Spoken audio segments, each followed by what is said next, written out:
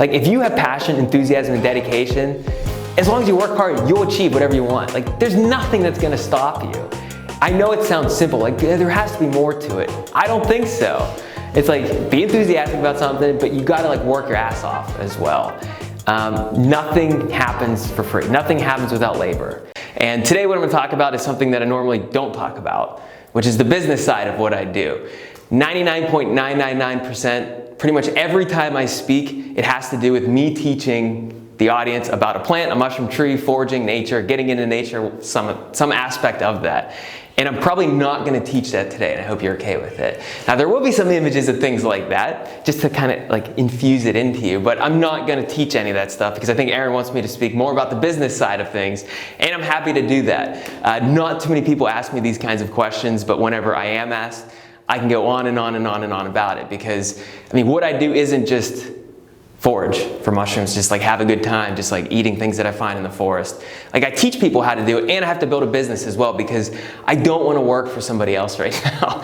Like I've had the pleasure, the luxury, the privilege to figure out how to do things on my own for the past couple of years, and it's very hard to go back to the other way. And so I hope that never happens to me, anytime soon at least. It's just fun to do things that you really, really want to do, and I really want to do this. I've worked a lot of jobs in the past, and the last job that I had was the last one that I had back in 2014 before I started what I'm doing now. So I'm gonna kind of break up this presentation into two main parts.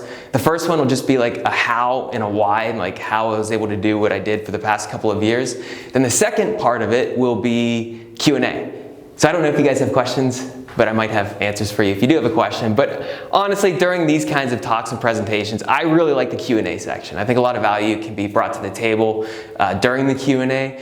And maybe you like saw my Facebook page or Instagram or like, because you sent that out, okay. So you kind of have like a background of what I do. I mean, you know I don't like sell cars or talk about cars or like anything else that's like not related to nature. It's pretty much just nature, to a large degree mushrooms, but I do talk about plants and trees as well. So that's how it's gonna kind of roll. I'd say about the first third to a half will just be me doing this kind of thing. If you do have a pressing question, you can interrupt me. I really won't mind. But we'll have like a big chunk set aside at the end. Does that sound good? Yes. Okay, so I'm just gonna take a sip of water. You weren't lying about that construction. Yeah. Okay, so how did all this get started? So back in 2014, I launched something called Learn Your Land. And I literally remember sitting outside in the sun with a notepad, just brainstorming things. I wrote down, learn your land, and circled it, and I knew that that would be something.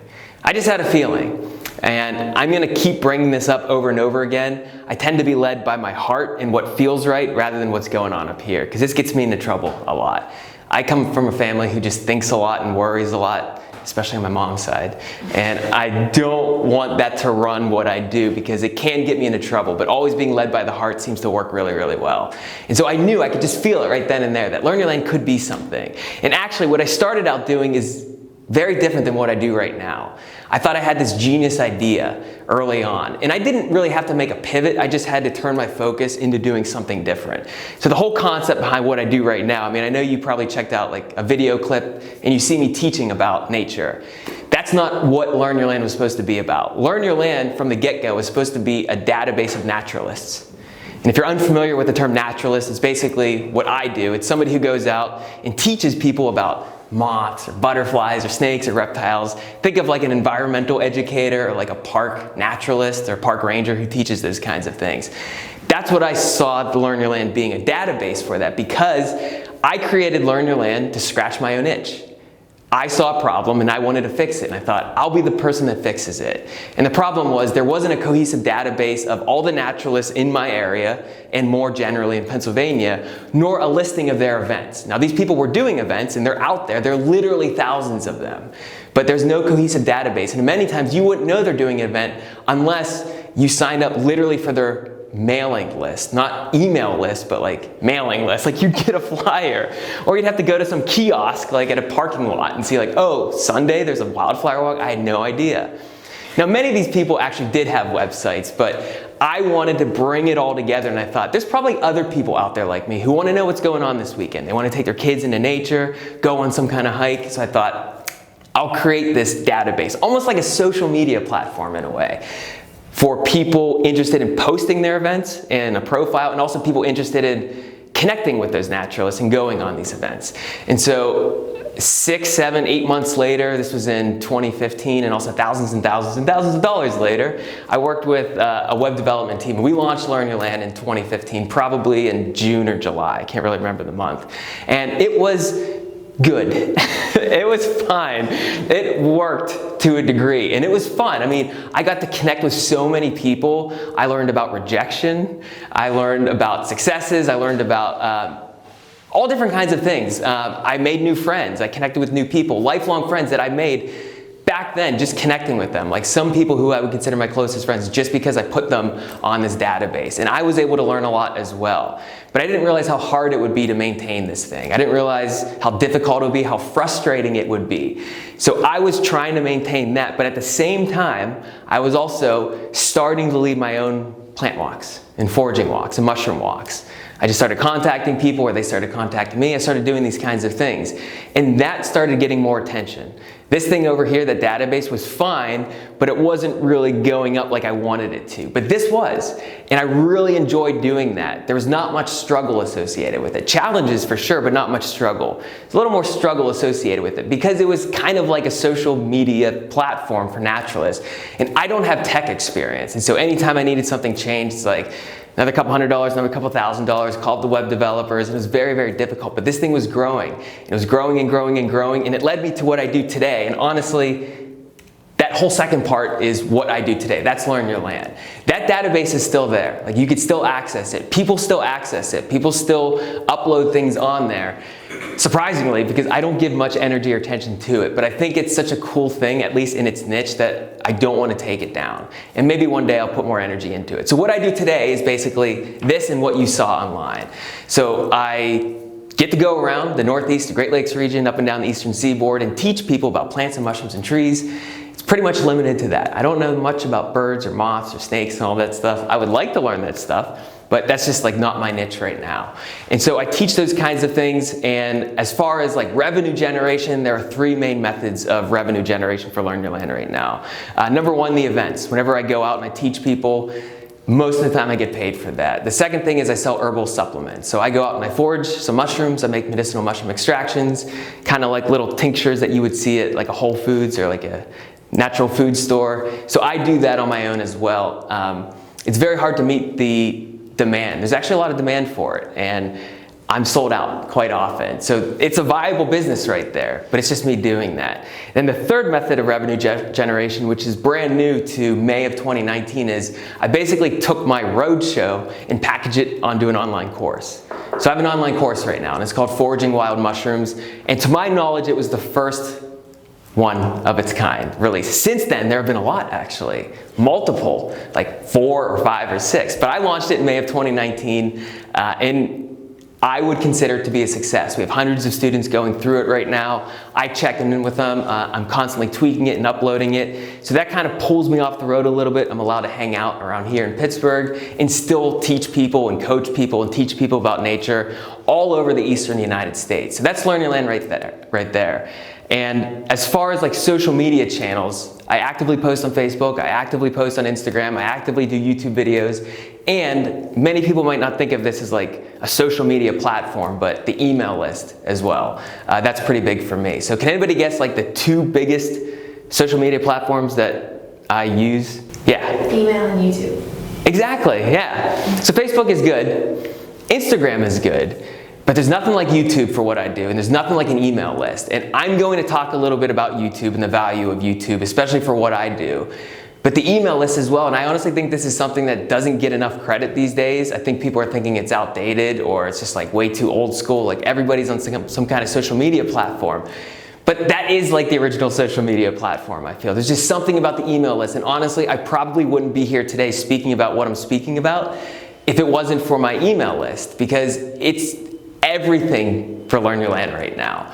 I know I have a lot of followers on Facebook. I know I have some followers on Instagram. I know I have an active YouTube channel.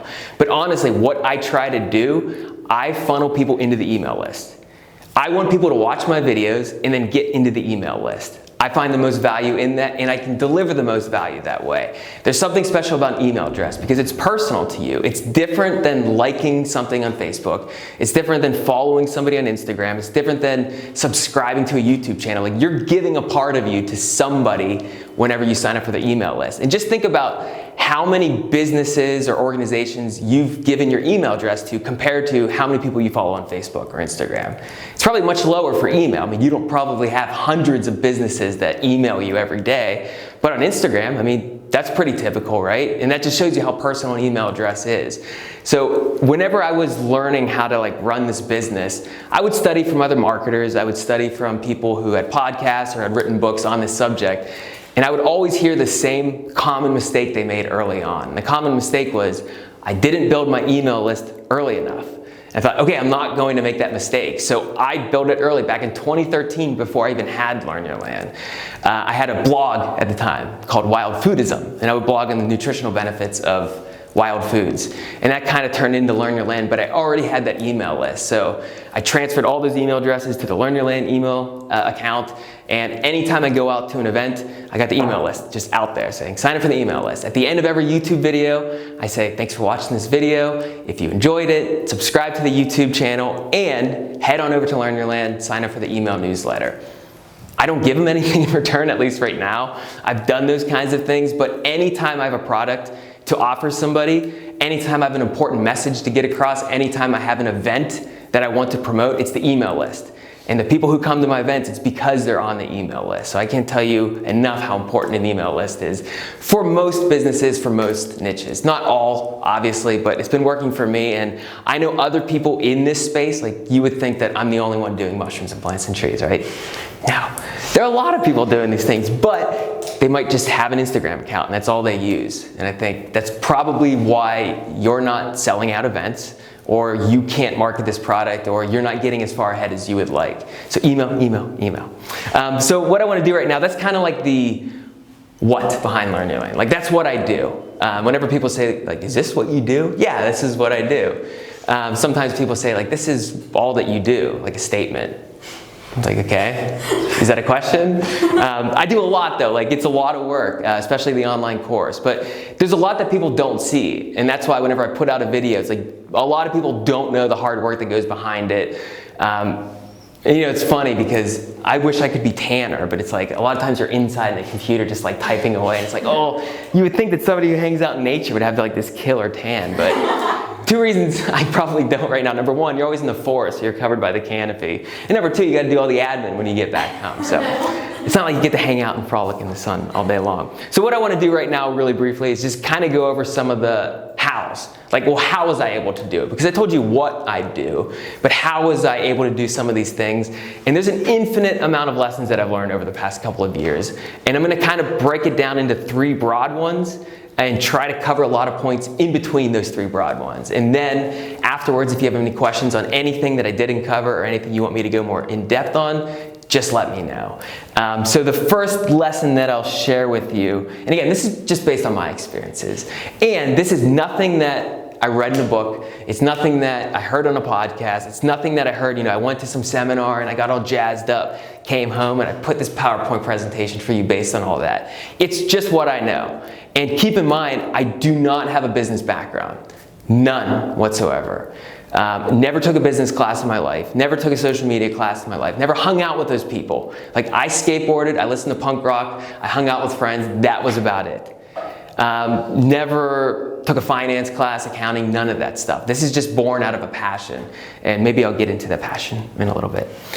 So the first thing that I want to talk about is obviously how I did it. And study what other people are doing. Do your thing. Study what other people are doing, do your thing. I study the heck out of what other people are doing. I consume, I consume, I consume. I don't always implement what they're teaching, but I'm constantly aware of what other people are doing. Not necessarily in my field though. I'm always looking outside of my field, just seeing what other people are doing and still trying to do my own thing. And as an example, whenever I launched this online course, I had never done such a thing.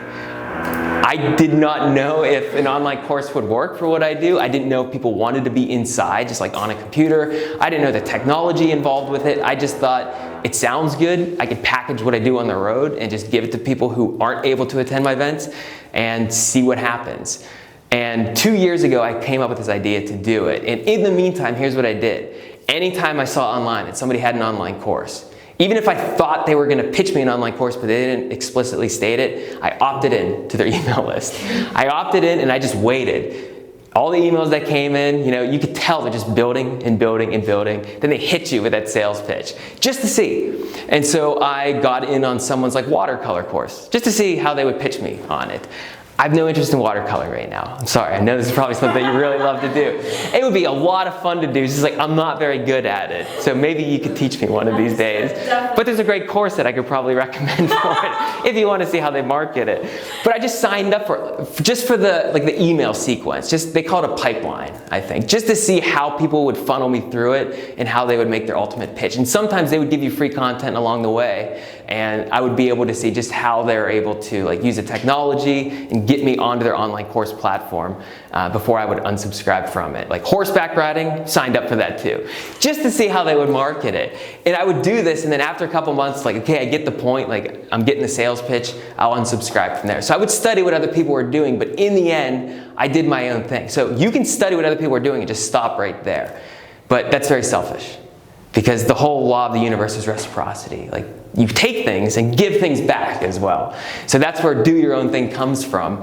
And I would also not recommend just doing your own thing without studying what other people are doing, especially if you want to make money with what you're doing. So I actually want to go over some examples of me doing my own thing in the negative. And I'm not a very negative person. Trust me, I'm not a very negative person. But I just want to phrase things in the negative and show you some things that I'm actually not doing with Learn Your Land that some people would say, wait, you're running an online business and you're not doing these things? Bro, what are you doing? You should really step it up and do these things. But I haven't done these things. Not to say I won't do these things. Literally when I go home today, I might do one of these things.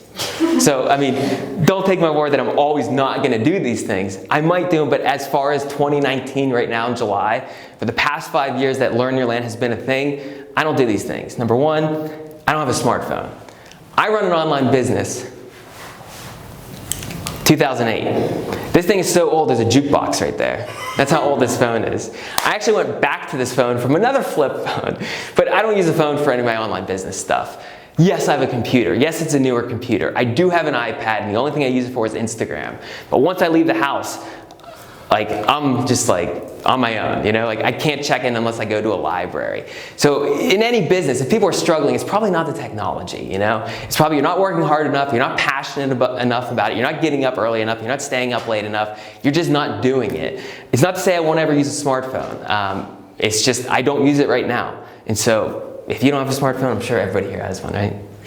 Yeah, I'm probably the only one that you'll probably meet today, at least, that doesn't have a smartphone. But I don't use it. I've never done paid advertising either. All my reach, everything has been organic reach. All my Facebook posts, all my Instagram posts, YouTube, all that stuff. I've built an email list of tens of thousands of people, just organic reach alone. Now, I know the value of paid advertising for sure. It's just I don't know how to do it, and the organic reach is working fine for now, so I'm just stuck with it. It takes a while though, it took 5 years, but it worked. No advertising on YouTube either. Most channels that you see with subscriptions over 10,000, even lower, I actually don't know, maybe if you can't advertise under 10,000. I actually don't know the numbers, but most channels that are a thing out there, you have to sit through an ad in the beginning. I know you can skip it, but a lot of people advertise on YouTube. And a common question I often receive is, how much money do you make on YouTube? I have about 118,000 subscribers. Some of my videos have hundreds of thousands of views. The average is probably only about 15,000 to 20,000. How much money do I make on YouTube? Zero. Because I don't advertise at all, because that's not why I use YouTube. Remember what I said earlier, YouTube is basically a funnel to get people to my email list. And so I want to make that transition very smooth, very seamless. Many people have commented over the years, I'm so glad you don't have advertising. I'm so glad that we don't have to sit through any of those things. It's actually quite rare these days to see a channel that's actually something out there and there's no advertising on it. Because I honestly don't think I would make that much, and I don't want my viewers watching Keebler. like a Keebler commercial or like a Visa MasterCard or like, I don't know, something that doesn't really have anything to do with what I'm teaching. So I actually probably lose money on YouTube just because of the amount of like gas mileage and just video equipment and the time spent to put out these videos. But in the end, of course I make money because it gets people onto my email list, and that if I ever have a product to sell, it's through the email list. So nothing on YouTube. What about analytics? I don't know. I don't check any analytics whatsoever. I think I tried checking Google Analytics once. YouTube Analytics just like confused me. So the only things I look for are like the thumbs up and the thumbs down. Like, are people liking it? Are they engaging with it? Like, that's all that matters for me right now. Maybe in the future, if I'm hitting a plateau, if I'm looking to take it to like a major level that I just can't get to, maybe I'll look into that because maybe that will be a barrier. But right now, it's like, did it get engagement? How much engagement did it get on YouTube? Thumbs up, thumbs down. Facebook, did people like it? Did people share it? Instagram, like, was it a total flop or was there some engagement, you know? I kind of check those things, but as far as like demographics and what time of day and how long people are watching before they drop off, I think that would get in the way with my mind if I would try to analyze all of that. I know what I want to put out there. I see a beautiful plant. It's like that plant has to be known to everybody. Like, everybody has to know about that plant. That's the only thing that I'm focused on, is like getting that plant some attention or getting that mushroom some attention. And I don't really want to think about, well, maybe after 30 seconds people aren't going to watch that plant. Like, it doesn't matter to me. I just want to get that stuff out there. And this would get in the way, I think, as far as right now. And what I've done over the past couple of years is keep it local. A lot of businesses these days want to get big, national, global distribution, and I think that's fine. It all depends on what business you're in. But for me, I really can't do it at this point. Because whenever I talk about a certain plant, like this one in the back, which is golden seal, it only grows in a limited range in the Appalachian region, a little bit into the Midwest. I could try to talk about this plant to people in California. They might think it's nice, but it's not going to hit them like it'll hit somebody who actually lives in an area where this plant grows. All of my content is very timely and bioregional. And so whenever I launch this online course, I could only honestly, ethically, morally pitch it to people who live in Eastern North America because of the seasons and because of the mushrooms and the trees and the plants that grow in that particular region. And I even said in one of the disclaimers, like, this course is meant for those people. If you live outside of this region, you will certainly find some benefit, but not as much as somebody who lives in this area. I had good-hearted people come up to me and say, I'll give you photographs and footage of mushrooms that grow on the West Coast. That way you can reach them. And I thought, it's not for me. Because honestly, I don't know those mushrooms that grow out there. Once I step outside of my range, I get uncomfortable, which is why whenever I travel, I only travel in Eastern North America, at least for right now. So I have to keep it local, at least for right now. So another lesson that I want to share with you is paying selective attention to feedback. And I say selective because there's a lot of feedback out there, but a lot of it's just noise. As you start to put more content on YouTube, they're going to start commenting on your earrings. Trust me. That's all they comment on. How long did it take you to stretch those lobes? Oh, aren't this for girls?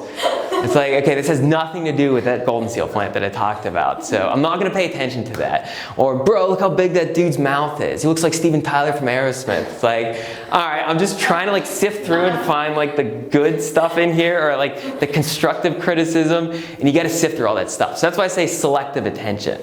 Don't dismiss the constructive criticism though, because I mean, as long as it's coming from a good place, I pay attention to that stuff as well, as far as like, you know, that didn't land for me because of this, or you said something that was wrong. Like, I pay attention to that. But one of the biggest examples of how this benefited me was in 2016, after about a year in business, people started coming up to me at my events saying, I found out about you because I watch your videos on YouTube. And at first I didn't pay attention. I just thought, yeah, because I put videos on YouTube. But over the months, over the years, that's all I heard. Even when I go out sometimes, like sometimes I go to a gas station, people say, yo dude, watch your videos on YouTube. It's like, oh cool, thanks, I appreciate it. People never have told me, I follow you on Facebook. Never. I follow you on Instagram.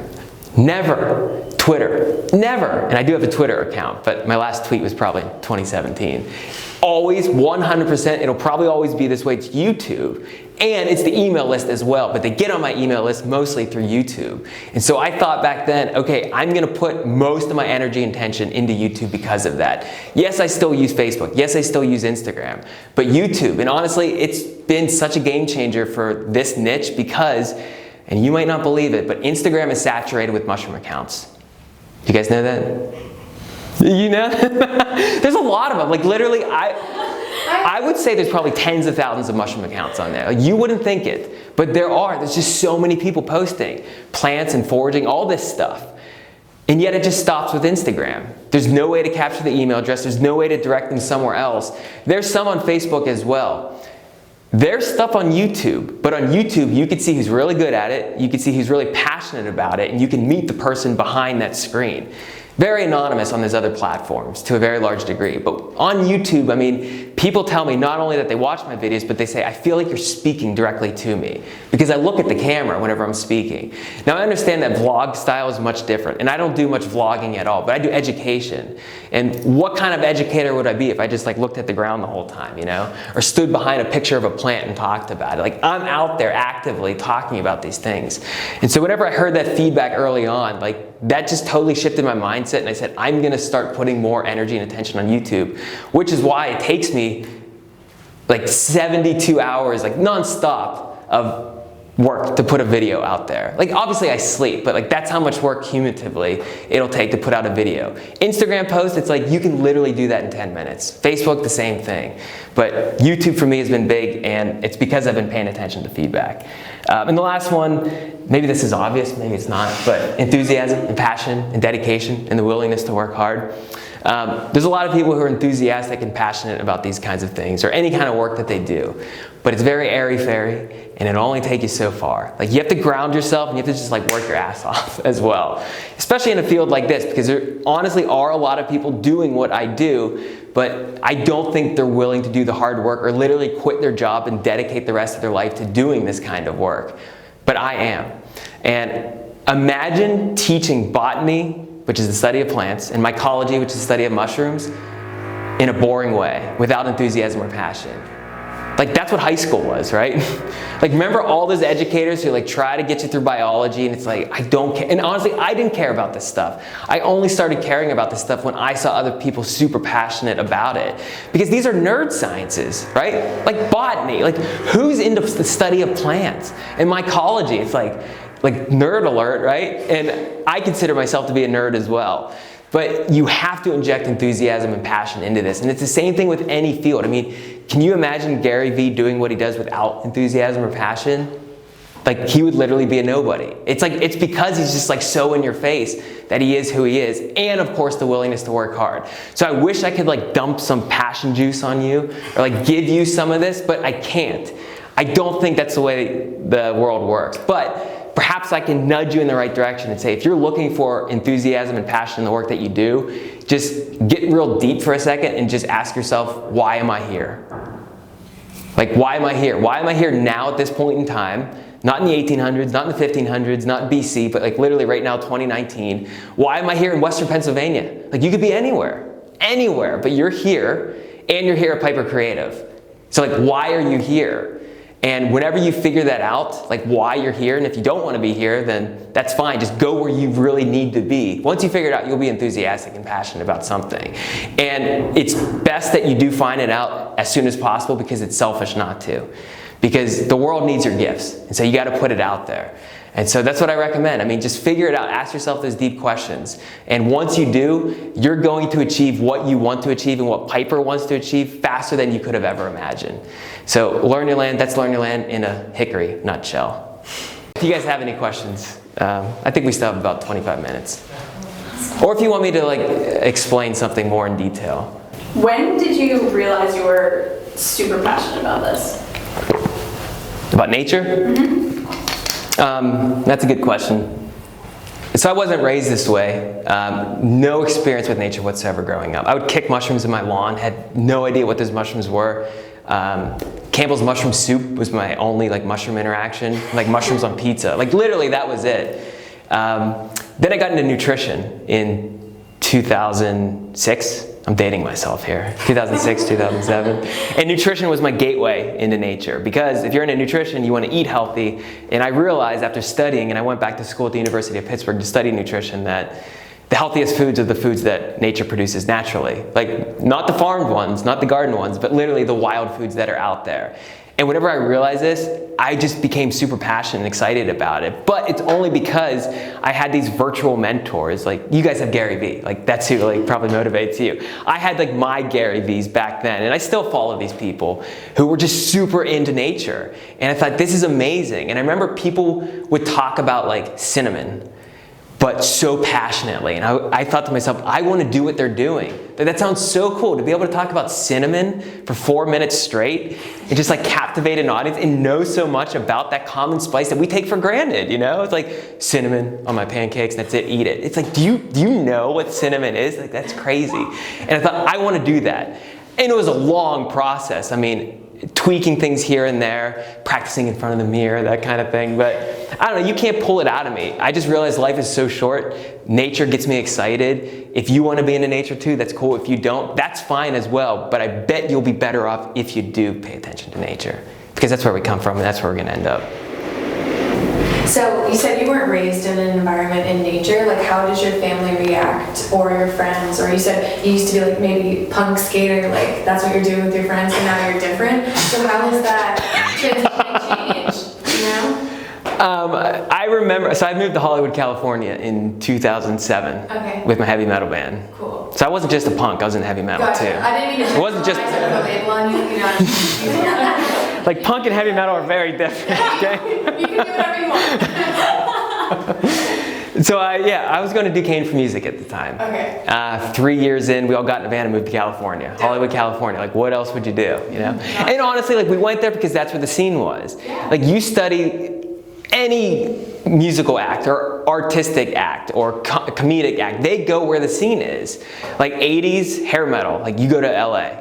Like the Beat generation in the 50s, you go to New York City. That's why I said I'm in Allison Park right now, because North Park, Heartwood Acres, and the frickin' Western Pennsylvania Mushroom Club meets up there as well. So like, that's why I'm there. Your alley. It sounds like the place you should be. You might think I'm joking, but honestly, I am not. I know, maybe you don't, but some people are like, oh yeah, he's just joking. But it's like, I'm not. Yeah. Anyway, so I moved to Hollywood because that's where the scene was at the time. And during that time, I started getting into nutrition, because 2006, 2007, I started reading some spiritual stuff. And coming home, I distinctly remember my mom saying, you speak differently now. Not like a Hollywood, like, surf stuff, like that kind of thing. It was just like, oh, like something changed, like something happened. And I mean, this is probably going to publish, but most of my friends from that time, I'm not friends with anymore. Right. I made a complete shift in my life, like complete 180. Like, I am a completely different person. As far as my family, I'm the only one in my family like this. I'm the only one with brown eyes. My hair gets curly when it grows. I have lighter colored hair. Like, physically, I'm different in my family. But even like, as far as like passion and work that I do, it's just different. And they think it's nice. They don't know the full extent of what I do. Right. Aaron knows way more about what I do than my parents do, than my close brothers, and I got 3 brothers. Yeah. But as far as like my friendship base right now, it's all they know, because the friends I have right now, they've only known me as this, but I was different. Yeah. Yeah. But I mean, don't be afraid to reinvent yourself, you know, because there's you that culture wants you to be, and I don't think this culture is the healthiest culture that's out there right now, and there's the you that you were meant to be. I think the sooner you figure that out, the sooner life's going to be better for everybody. And sometimes it involves giving up old friends, giving up old habits, cutting your hair off, like taking out the metal earrings, putting in the wooden earrings. Like, sometimes that's what it takes. But it's totally worth it. And again, it's selfish not to do such a thing. Can you go step by step, almost more tactically? So you kind of brushed over this, and I want to make sure that you get the credit where it's due, of the tremendous amount of sales for the online course. And another thing you kind of slipped in there was there's other foragers, other people doing similar work that struggle to like get people to their events or get a sellout of their event. And yet, I guess I'll just brag for you, like, you very consistently not only sell out your events, but we've had talks about like raising your prices in the wake of that. So can you talk about, like, from step one, I decide to have this event, or I decide where it's going to be, or decide what it's going to be on, to the tickets are fulfilled and the event is hosted, like what that entire kind of step-by-step process looks like? Yeah, sure. So as of now in 2019, I haven't led my own events because enough people are bringing me out to what they're doing. And I'm fine with that because then I don't have to market it and I don't really have to promote it. I send it out to my email list and everything, but it's mostly on them, which is what I like because although I feel like I'm a strong marketer for what I do, it's not what I'm born to do. Like I'm not born to market Learn Your Land. Like I think I'm born to teach people about plants, mushrooms, and trees, but the marketing definitely comes in handy. But as far as like all the other events that I've done on my own leading up to 2019, yeah, I think of a place to do it, and whenever I have a place to do it, guess who I hit up first? As far as like social media platform stuff. Email. Email. Yeah, it's the email list. It's always the email list, and that's what fills it up. If for some reason there's a couple spots left, I'll put it on Facebook. And it's funny, it gets a ton of engagement on those platforms, but it's all, oh, I wish I could make it. Like, I wish I could be there. It's very difficult for me to market stuff and to see that translate into sales if it's on Facebook or Instagram or even on YouTube. But it's the email list. Like, I hit up the email list. And it's interesting because you would think that most events you would want to advertise like well in advance. I do it maybe 3 to 4 weeks in advance if I feel like I'm going to do an event. I think, I'll do an event. Yeah, I don't have anything to do that weekend. So I send out the email and I make it look nice. Like I do my own like graphic design for it, type up a nice like copyrighted message and I send it out and it seems to do very, very well. And I do all the ticket sales myself through a third-party platform called Big Cartel. I don't know if you guys have ever heard of that. That's where I sell my supplements as well. That's how I'm able to do that. And it's interesting because I was talking with somebody who contacted me saying, I want to do what you're doing. And instead of saying like, oh no, you're going to be competition, like I have no fear with this stuff at all because everybody's different, everybody has something to bring to the table, and he's from Alabama. And so it's like, that's different habitat altogether. So the mushrooms he'll talk about, plants, that's fine because we need an Alabama naturalist out there. I'm up here in Western Pennsylvania, like this is my niche. And it's interesting because he said, you know, I try to do an event and only advertise on social media. And that was the first time he did it. Usually he hits up his email list. And he said he had less people there than for his first event ever, because he only advertised on social media. And he doesn't know why he didn't do it through his email list, because every other time he did it on his email list, it worked. So I don't know what it is about the email, but it's just so personal, and they've been filtered through all these funnels essentially to get there. Like they gave you something they want to hear from you, they're more likely to buy.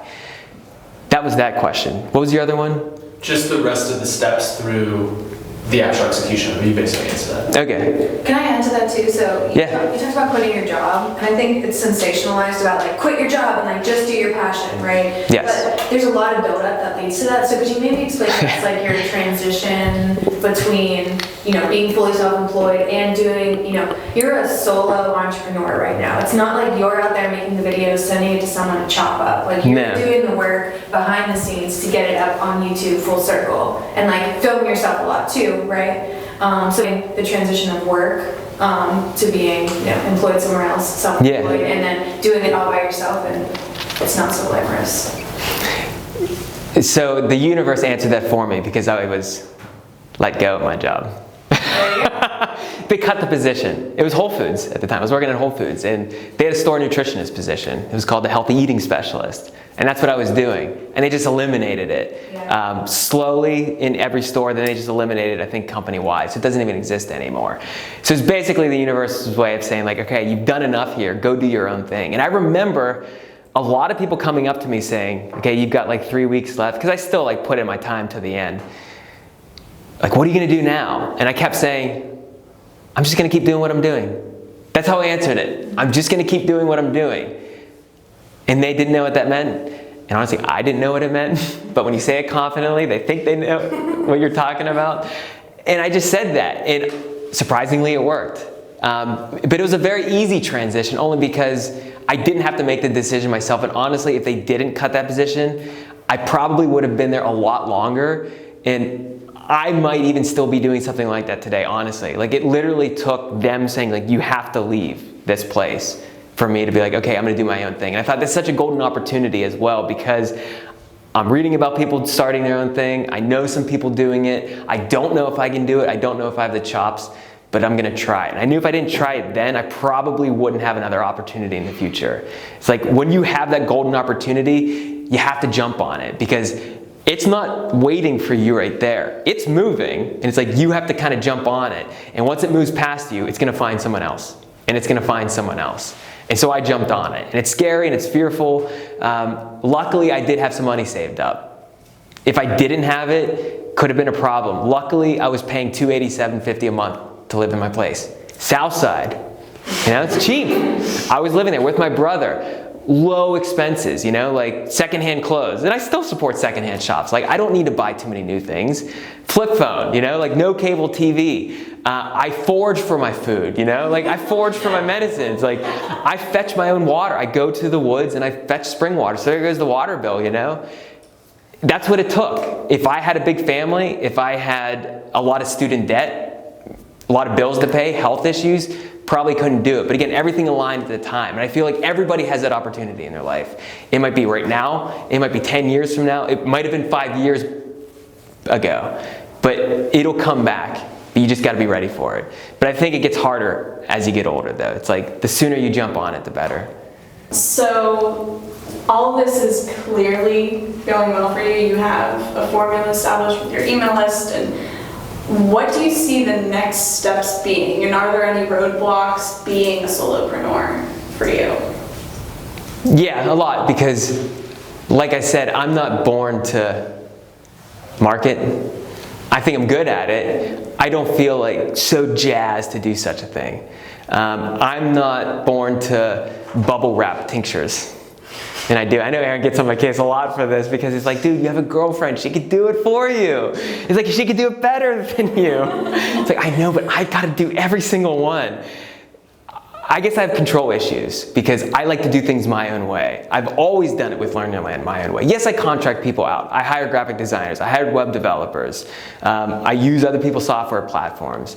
So I do hook up with other people. I do events with other people as well. But a lot of it is on my own time.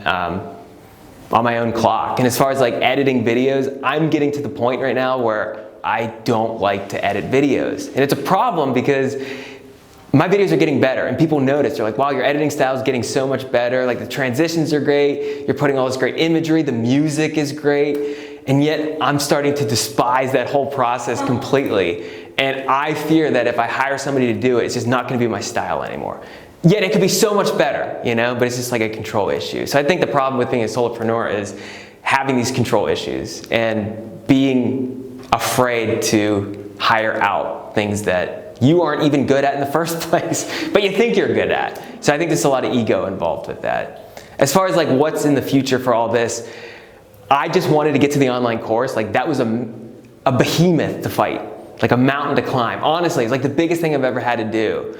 And I think right now I'm just kind of like getting my feet back on the ground from all of that and trying to figure out what's next. But I'm already tweaking it for the next launch. And so I created something that would be essentially evergreen. I could market it for years and years and years as long as I don't age too fast. Because it's like, who's that young person telling me this course? Like, it's clearly not you anymore. So I mean, I don't know at what point it's like, all right, I can't sell this thing anymore. Maybe I could sell it forever, but I decided to create it the first time around right so that I wouldn't have to completely overhaul the whole thing. But I am still tweaking it so that I can market it again and again and again. So like that's what's up for now. Yeah. You said you were servicing the people that had bought the course. What does that interaction look like? And is that energizing for you or does that bog you down? Like you said, hundreds of people, right? Yeah. So I was very careful not to market myself as part of what you're buying. Whenever they buy my course, excuse me, what they were buying was not me, they were buying the course as it was. Any access to me was bonus. I get a lot of inbound, so much inbound. Adam, what's his mushroom? Adam, what's his plant? All day long. Through Facebook, comments, messages, Instagram, comments, DMs, YouTube comments, people were hitting me up. Email, it's just like so much, especially during rainy seasons, because that's when the mushrooms come up. I want to email everybody back. I want to respond to people. It's not my nature to blow people off. And I know it's not blowing people off whenever you don't respond to them, but it gets harder and harder. But the people who sign up for this course, now I give them special treatment. If they write to me, I'm more likely to respond to them. And so far, I've responded to all of them. it's not that much work. I designed this course so they didn't need me. And so I'm not getting that much. But whenever they do write to me, I'm more likely to sit down, take my time with them, and guide them, like hold their hand through it, and congratulate them, and like push them along. Because they're students of mine, essentially. But I was very careful in the marketing stages not to say, and you get access to me, and you get office hours, and I'm going to be part of this Facebook group. Not at the price point that I set. If I would have doubled the price, or if I would have put another tier, and that's what I might do in the future, is do something like that. But because it's just me right now, without the smartphone also, I just wouldn't feel right about marketing that. So that's how I've been able to service them. Yeah. And you did reply, like previously you did reply to every single Instagram message, Facebook message, email. It's just there's too many now and too many others. Yeah, so it's at the point where, exactly, it's to the point where I don't even check Facebook messages, even though every day I get a lot of them. Because people are very demanding and they're not very nice about it. It's literally, what is this? Not, hey Adam, big fan, watch your stuff for a while. I tried to identify this. It's just like a demand, you know? So I always get like fed up with that kind of stuff. But I basically had to set a rule. I'm just not going to check. I don't even check them. If they want to contact me, they'll go to my website. They'll email me because it's on there. If it's like a business request, I know they'll do that. Nobody really serious about getting my attention will hit me up through a Facebook message. I just know that. That's a really good rule of thumb. Yeah, I mean, I have to set some of those things. Like, you got to set these boundaries, or else you're just going to get burned out. Totally. And I don't ever want to get there because I love this too much, and I got too much work to do. What's your daily routine look like to get you ready to conquer all this? Morning routine. You just want the morning routine. Yeah. I'm so interested. Are you Because routine-based? You leak Yes, passion. I do. That's like... Okay, so I do have a morning routine and I have an evening routine. Morning routine, get up 5:30 or 6, right to the gym, fasted, just go to the gym for an hour. I always feel better afterwards, even if I don't want to go, I go. This is my gym shirt, but you can't really see it. Kind of faded a lot, but yeah, I go to the gym. That's the first thing that I do. And it's one of those, what do they call them, force multipliers, I think. Now, I used to walk to the gym because there's a gym on Mount Royal Boulevard. I don't do it anymore because I was saving time. I'm saving time now, but I would get a walk into the gym, but now I go to the gym. I listen to a podcast while I'm there. I drink a whole liter of water. I feel really good. I'm socializing with people, all because I got up and went to the gym. It's like if I don't do that, it's like all those things like I don't get to experience. Actually, going back to the question about being a solopreneur, one of the challenges, it's very isolating. I need to schedule time to hang out with Aaron. Like, I wish I could have access to him every single day, like literally, just to like shoot the shit and hang out with him. I can't do that. I have a lot of work to do. It's just me. And so I always have to like bounce ideas off of people to get their feedback in order to grow. But yeah, that's like morning, and then I come home and I eat breakfast. Very protein based. And then I take a shower and get on with everything. It's pretty simple. Evening routine. You want to know about that too? Yes, definitely. So about an hour before I go to bed, I start to wind down. Light some incense. Light a candle in the wintertime. I journal every night. I've been journaling since 2009. Every single night, I don't miss. If I miss, I feel so bad. But it only happens maybe once a year. And I have a gratitude journal as well. So I have 2 journals, and then I read before I go to bed. Always read something. But honestly, that's not where the passion comes from. It's not that. I could do none of that for a year, and I would still be passionate about it. I think I just see a huge need for people to understand how important nature is, but I'm careful not to like vomit it on people. But I see the need, and I see people struggling because they don't incorporate it. And I feel like, oh, like you are struggling right now. If only you knew, you'd be so much better off. And it's stuff we're not taught in school. But it's obvious. It's like, you have to eat food, right? Like, you have to drink water, you need clean air, you need to move. Where the hell do you get all that stuff? Frickin' nature, you know? It's like, it's not going away anytime soon. And there are so many conclusive studies on it at the same time. But again, I'm not one to like put stuff on people and say like, you have to do this. If they ask it of me, then I'll go off. That's why I don't like go out with like I don't know, like a megaphone saying this kind of stuff yet. We'll see what happens. I think that the routines and just in general, some of the stuff about how many YouTube videos, the work done for the email is really representative of Adam's discipline. And he marries an unparalleled amount of discipline to the passion and enthusiasm that he has. You called it like the hard work, but it's a discipline of every week this happens, every day this happens. With that consistency, I think is staggeringly impressive. Someone other than Tori in here. You guys ask such good questions. I was wondering, did you ever struggle with the dichotomy between like selling for like in simplest terms nature on the internet, and if so, how did you overcome that?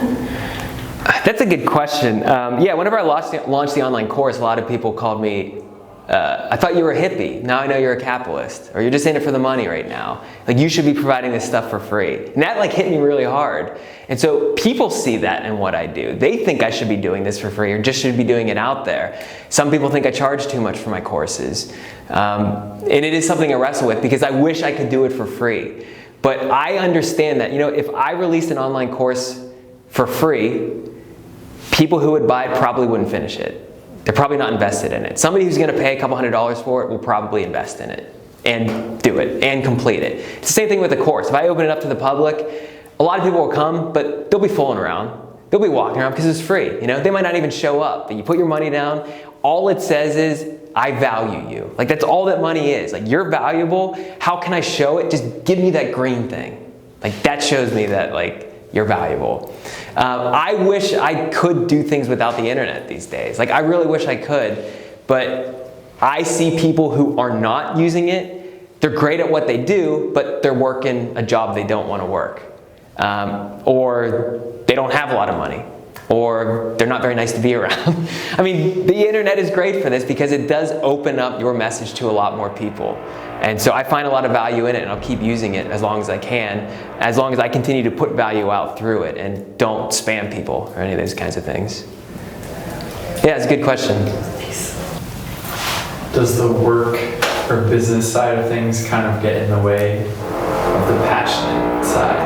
Or is it really the passion that drives? Luckily, I have enough passion to like fuel me for a lifetime. Because the work does get in the way. Like, it really does. I mean, for this online course, I had to release 80 videos. I only have 120 videos on YouTube. That's 5 years. Within a year, I released 80 videos. And a lot of that was just done within a 7-month window. 80 freaking videos, which means I had to research, I had to script, because I'm educating people on things. It's not like vlog style. Like, that stuff is easy to me. I know people like it because it's entertaining, but it's very difficult to do science education off the cuff, It's like, you gotta kind of know your stuff as well.